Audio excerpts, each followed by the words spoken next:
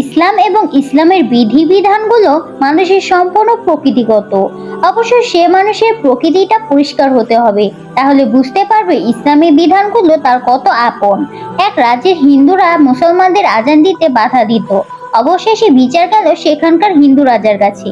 রাজা হিন্দুদেরকে জিজ্ঞাসা করলেন, মুসলমানরা আজান দিলে তোমাদের কি ক্ষতি হয়? হিন্দুরা বলল, আজানের আওয়াজ শুনলে আমাদের দেবতা পালায়ন করে। এবার রাজা তার মন্ত্রীকে বললেন, আপনার কি মনে আছে আমাদের একটি ঘোড়া ছিল, সে কামানের আওয়াজে ভয়ে ছুটে পালাতো।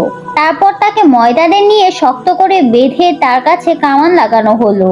ফলে ঘোড়াটি সে আওয়াজে অভ্যস্ত হয়ে পড়লো এবং ভয় দূর হয়ে গেল। কামানের আওয়াজ শুনে সে আর পালাতো না। এভাবে যদি আজানের আওয়াজে দেবতা পালিয়ে যায়, তবে দেবতাকে ধরে রাখার ওই একই ব্যবস্থা করতে হবে।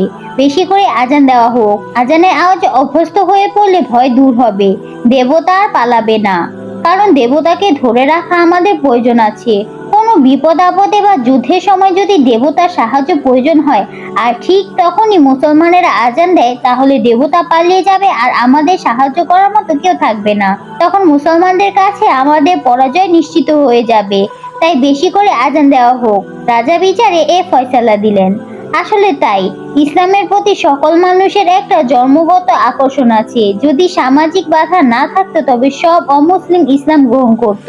গল্পটি এই পর্যন্তই। গল্পটি কার কাছে কেমন লাগলো অবশ্যই কমেন্টে জানাবেন। আর ভালো লাগলে আমার চ্যানেলটিতে সাবস্ক্রাইব করে দেবেন এবং ফেসবুকে ফলো করতে ভুলবেন না। সবাই ভালো থাকবেন, ভালো রাখবেন। আল্লাহ হাফিজ।